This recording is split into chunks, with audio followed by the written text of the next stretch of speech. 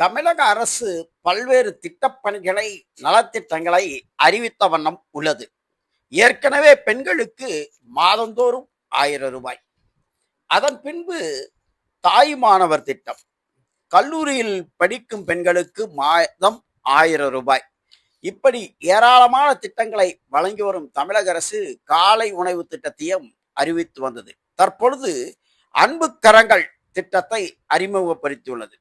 தாய் தந்தை இல்லாமல் பராமரிப்பில் இருக்கும் குழந்தைகளுக்கு கல்விக்கு உதவும் விதத்தில் மாதந்தோறும் ரூ. 2000 வழங்கப்படும்.